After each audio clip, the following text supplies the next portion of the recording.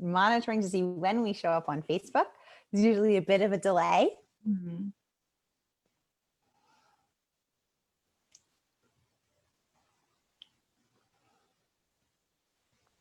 And we are live. Welcome, Mighty Blaze, Mighty Mystery fans. I'm your on-air host, Sara DiVello, and I'm thrilled to be here today with Karen Dionne, author of The Wicked Sister. Karen, welcome.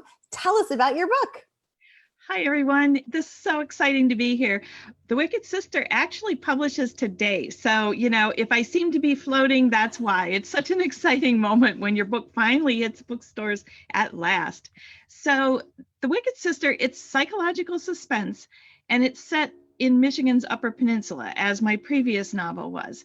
And The Wicked Sister tells the story of Rachel Cunningham, who grows up in this beautiful log cabin in the wilderness in Michigan's Upper Peninsula.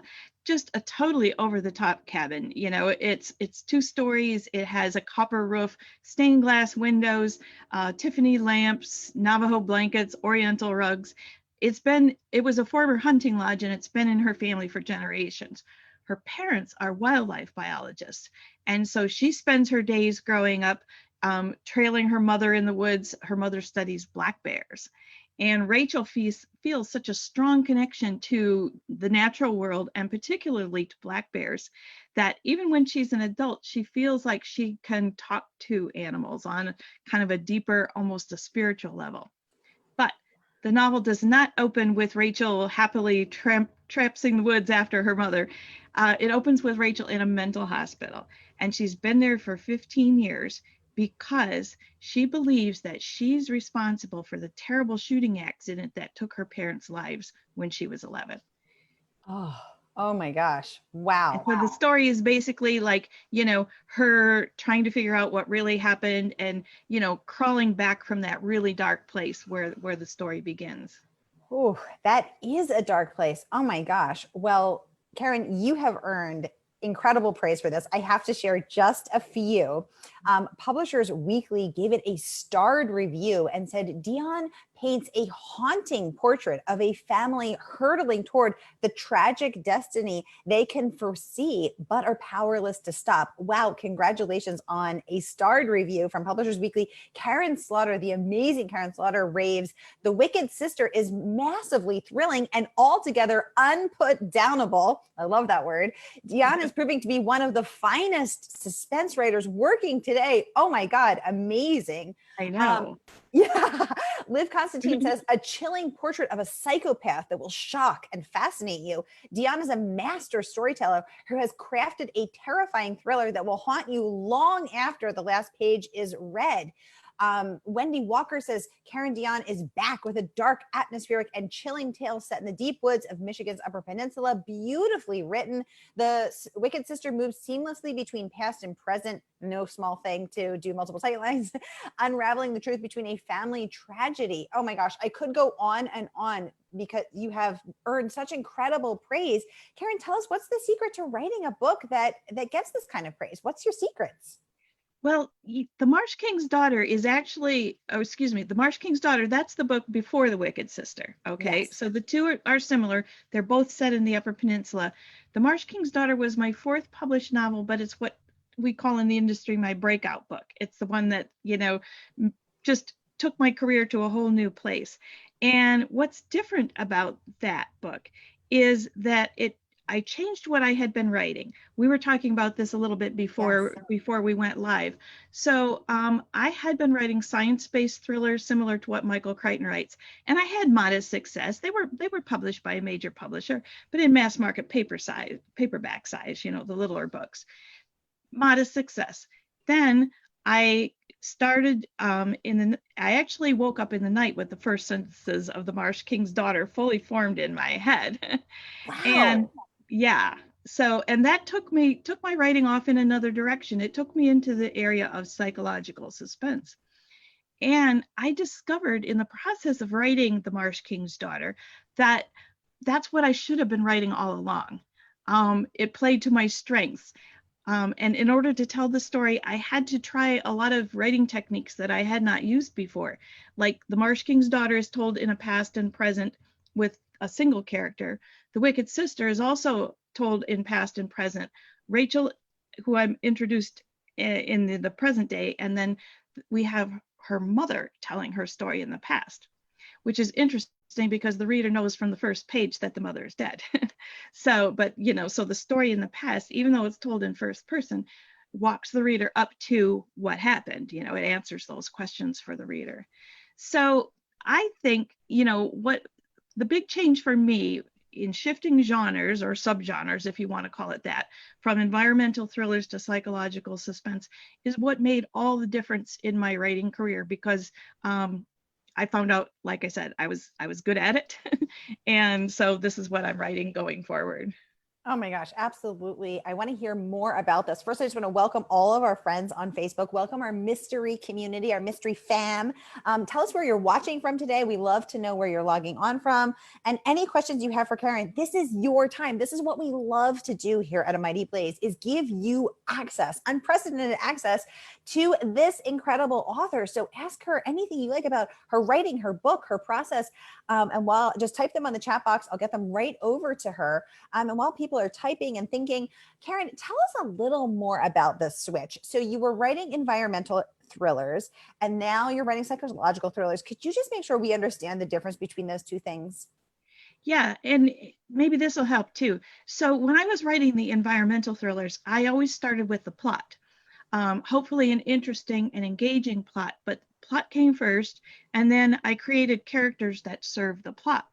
So when I started writing The Marsh King's Daughter, I woke up in the night with the first sentences of the novel fully formed in my head. And the sentences are, if I told you my mother's name, you'd recognize it right away. My mother was famous, though she never wanted to be. Hers wasn't the kind of fame anyone would wish for. Amanda Berry, Jesu DeGard, Elizabeth Smart, that kind of fame, though my mother was none of them. All of that was just in my head. And in the middle of the night, it looked like a good idea because I thought to myself, well, this is interesting. So this character is the daughter of a kidnapped girl and the man who took her. So the next morning I wrote a few more paragraphs in her voice, which is now the first page of the novel, which is of course very cool. And the thing about it was, as the days went by, I kept writing little snippets in Helena's voice, exploring different things about her character. And I realized I have to write this character's story, but I didn't even know what the story was going to be. So that's how it was so different than my other books. My books started, they were plot heavy. And this time I started with a character and then found a story for the character. And because The Marsh King's Daughter deals almost exclusively, it's all about her relationship with her father. Because in this book, for the first 12 years of her life, Helena lives in an isolated cabin in Michigan's Upper Peninsula wilderness with her mother and father. And she never sees anyone except her mother and father, which might sound grim, but she loves her life. It's all she knows. She's a little tomboy. She likes hunting and fishing and foraging. She finds out when she's 12 the true circumstances, that her father had kidnapped her mother, and she's the product of that crime. And then, so that's the story in the past. The story in the present, she's a young mother of two little girls. She's still living in the Upper Peninsula, but her husband doesn't know her history, because there was a lot of notoriety when she and her mother came out of the marsh, and she just wanted to put all that behind her and have a quiet life. Her father has been living in a maximum security prison not far from her home. He escapes during a prison transfer and disappears into like the marsh or the swamp. So in the present day half of the story, Helena has to use the hunting and tracking skills that he taught her as a little child to find him before he can find her. And so the two parts of the stories are interwoven. So that's what makes it psychological suspense, because it just narrows in on this twisted yet not twisted relationship, because Helena loves her father when she's little. And then when she leaves the marsh, she hates him because of all the things that she doesn't know about the outside world. She feels like a fool. Then when she's 18, she puts all that behind her. She reinvents herself. So she, in effect, denies her father. And then by the end of the book, she has to come to terms with who and what she is. So those are the kind of things that I love exploring in my fiction. And The Wicked Sister does that too. Obviously, Rachel has a sister because of the title of the book, and so that book focuses on their relationship, which I'll admit is a little twisted because that's what I write.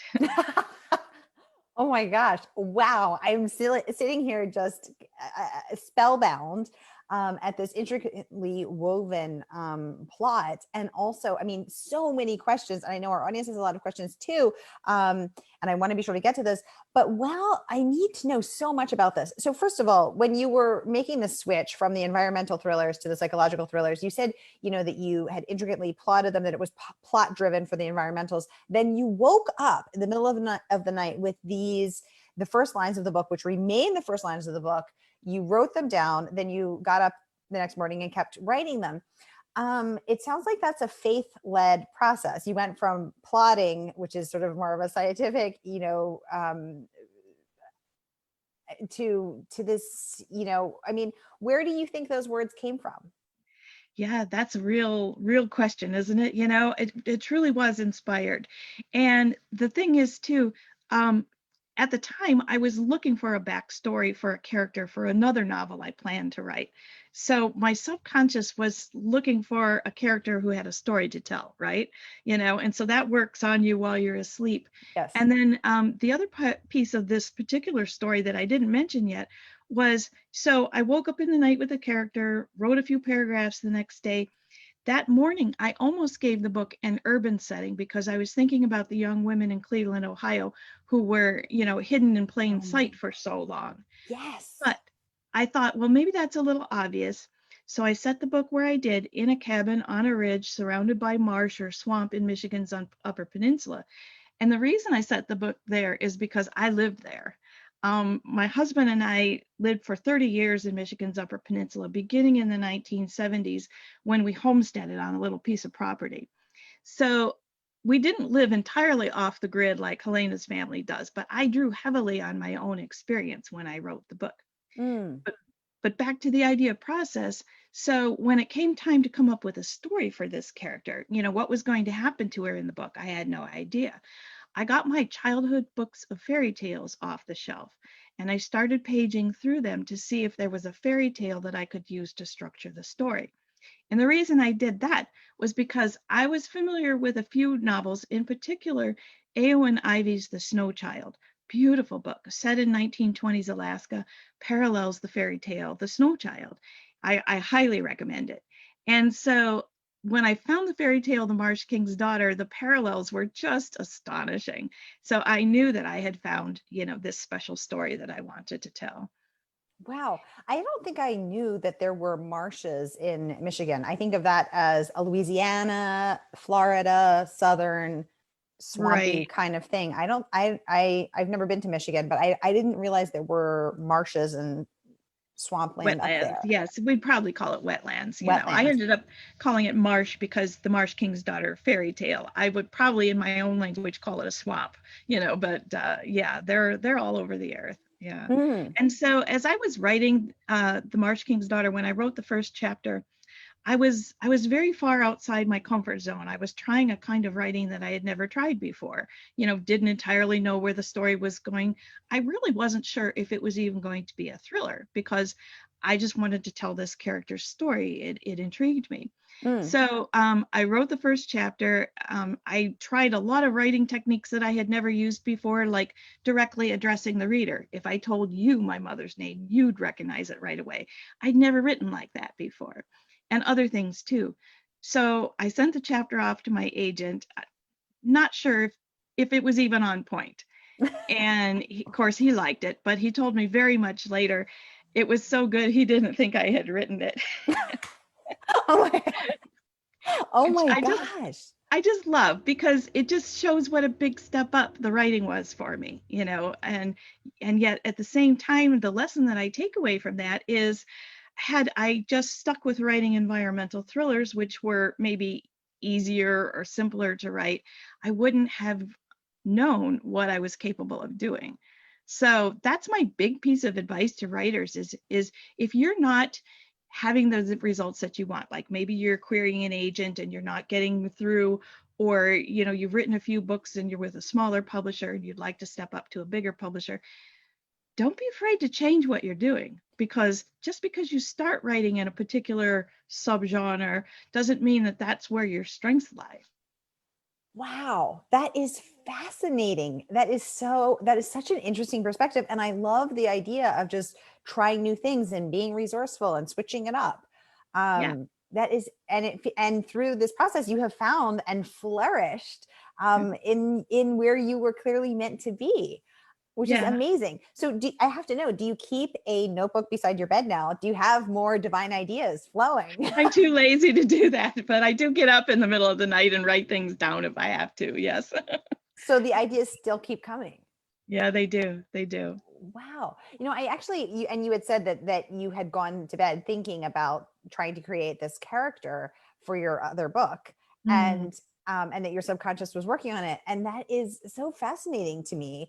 Because I actually had read that is true, that if you go to bed thinking about something, even in your sleep state, your brain is still processing information. It's still trying to solve the puzzle that you've given it. So if you want to work through something, write Yeah. it down or be thinking about it as you're going to bed and let it marinate True. overnight. So do you still do that? Well, yeah, and it's so amazing too, because again, back to that story, The Marsh King's Daughter. Why did I get my book of fairy tales off the shelf? I would have read that fairy tale when I was a child, you see. So it was in there too somewhere. So, the creative process is just so cool when it works well. Absolutely. Absolutely. So Karen, what are you working on now? Are you brainstorming? Are you writing, or where are you in your creative process? I am writing. As I was working on The Wicked Sister, it was a challenging book for me to write because it was my follow-up to The Marsh King's Daughter. And The Marsh King's Daughter got a lot of acclaim. We sold translation rights in 25 languages around the world. Amazing. And, it was a bestseller in Germany and Sweden and Iceland. And it got wonderful reviews. It was reviewed in the New York Times, and it was a rave review. So, as an author, that was my kill me now moment. It can't get any better than this. That's So, the of dream. course, I was happy as all these wonderful things were happening for the book, but at the same time, creatively, it was intimidating, because you're thinking, oh my, I have to do this again, and like I said, because The Marsh King's Daughter was a big step up for me. So, writing The Wicked Sister was not easy. And I've Wow. heard writers say sometimes they're most proud of the book that they worked the hardest on. So I have to say I've learned what that is like with The Wicked Sister. And so I wasn't, to your point of what am I working on now. So it was, The Wicked Sister was so hard. When I was done with it and my editor accepted it, I had every intention of taking some time off, right? But I got an idea for the next book. In the middle of the night? Yeah, I don't know if it was night or day or what, but I was just like, oh my goodness, here we go again. So yes, I am working on another psychological suspense that's also set in Michigan's Upper Peninsula, because I know that area so well, and it's just such an intriguing place to set the novels that I do, because in my novels, psychological suspense, the adversaries aren't always family members. Sometimes it's like a stranger next door, or a stranger takes over the house of a family or something like that. Mine, I like exploring where the protagonist and the antagonist are family members. It was Mm. father-daughter in The Marsh King's Daughter, it's sisters in The Wicked Sister. And so by setting these same books in an isolated setting, it's like I get rid of all the extraneous characters, right? And bring it down just to what's happening in that little family.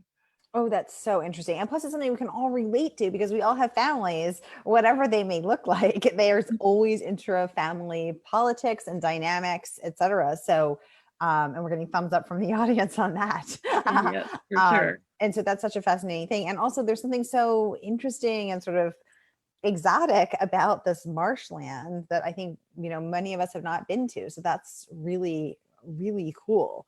And apparently maybe there's some sort of big creative vortex there that we all need to head to the marshland and plug in to this Maybe so. Karen. You maybe lead, creativity retreats. I think we all need to take a Karen Dionne creativity retreat there. That sounds fantastic. Mystery writing, thriller writing retreat. That would be awesome. So what's your practice look like when you're not waking up in the middle of the night and struck by divine inspiration? Do you rise with the sun, go to your desk? Do you keep banker's hours? Do you just flow when the creativity flows? Are you clawing for every word? I mean, what's it like to be in your process? Yeah. Well, I have to say, I am one of the fortunate few writers who now makes my living from writing, which is Yay. like the sweet spot, right? It only took 20 years, but here I am. And so I'm a natural early riser. So my best writing time creatively is from about 6 a.m. till noon. And so, that's where I'm getting the fresh ideas. Everything's going really well. On an ideal day, then I would take most of the afternoon off, and do other things, move around. You have to get out from behind the computer, right? And then I like to come back to work after supper because I get another burst of creativity in the early evening. Oh, And cool. so, yeah. And so in that in-between time, if I'm writing all day, what I'm writing in the afternoon, I know isn't as good, but at least I'm getting some words down. There's always that. And then when I look at those words the next morning, I'm like, oh, well, this, and then off I go again. So when you pick it back up in the early evening, what time do you usually work till then? Oh, like 6 to 8. So you're not a long session, but just enough to take advantage of that boost. Must be I've been fed, right? So I'm ready to go again. I love that. You've refueled. Now you've got Yeah. energy to go. That's fantastic. And it's so good that you are aware of and able to utilize and sort of harness the power of when you are creatively most productive. Yeah, it's like I say, I know a lot of writers, and because I used to organize writers conferences, and I would talk to a lot of writers. And so, I really feel for the writers who are, let's say, they're working and they're writing and they have a young family, so they've got little children that have, needs, right? You can't just pretend they don't exist. And or maybe they have a day job, or they have other responsibilities, and they just are able to snatch only just a few hours here and there. And I really admire the people who are able to do that, who are able to sit down, be creative, and then go off and do the things that they have to do. Yeah, exactly. And it is about finding what works best for you. But again, I think knowing yourself and not trying to, you know, conform yourself to something that doesn't really resonate with you because that's what you've been told, or that's what you have, this idea that you should be doing. Right. And for me, another part of my process was something that I also discovered accidentally, and that is that I write my first drafts by longhand. And the reason I started doing that was I was writing a novel. The one before The Marsh King's Daughter was what's called a work for hire. So I was writing a novel based on a television show, using the show's characters, my original story. And it had a very, very compressed time in which to write the book. And then that got delayed because it was involved with television and there were a lot of people making decisions. When I agreed to write the book, I thought I had that window of time. By the time I was actually writing it, the window had gotten even shorter. And not only that, I live in the Detroit area. My daughter was getting married in Boston, and I had to be working every minute I could. So my laptop was too big to use on the plane. I brought a notepad, and I discovered that writing longhand is so much more productive than writing on the computer. At least it is for me. And I've since talked to other authors who agree, because, and there's a few reasons for that. When you're writing in longhand, you don't make a typo, for one thing. If you make a typo on the screen, it interrupts your thought process because you see the typo and you stop and you correct it, because why wouldn't you? It's going to need to be corrected at some point anyway. And then the other thing is I have terrible handwriting, just atrocious handwriting. So I had to force myself to slow down even more if I was going to be able to read what I had written. That's no joke. And so my productivity, so you give more careful thought to what you're putting down on the page. So word count went from 2,500 words a week to 3,000 to 5,000 words a day. What? Yes. Wow. Even though you're writing by Right. hand. Wow, that's Right. amazing. It was amazing. I wrote 3,000 words the morning of my daughter's wedding. So, so whenever possible, that's now what I do, because again, on the computer, I'm a perfectionist, I'm a tweaker, and you'll move this paragraph around and play around with it, and that's just all time that you don't need to be putting into it if you're writing by hand. Yeah. Try it. Wow. We're getting a lot of wows from the from the audience. I think we're all astounded. That's incredible. 3 to 5,000 words a day is itself astounding. In Yeah. longhand, my God, woman, who are you? Yeah. You're this divine It's creature. not hard, you get into the zone and you're writing. And what I would like to do, what I did was, as soon as I finished a chapter, I would type it into the computer because I like to see the progress. I like to see the word count. And then I would give it just a light edit and, then go on to the next writing by hand. And so I wrote that novel in like 9 weeks. It was pretty crazy. I Oh know. my God, that's It- amazing. I didn't think I could be more astounded, yet here I am. Karen, that's yeah. incredible. Oh my gosh. I am in awe. Allow me to genuflect at your creative feat because that is Yeah. wow. Well, Wow. that's not my usual pace. I mean, it still takes a year to write a novel, as the Marsh King's Daughter did, and The Wicked Sister took even more because I started over many times. But yeah, that was my first experience with writing the first draft in longhand, and it was really productive.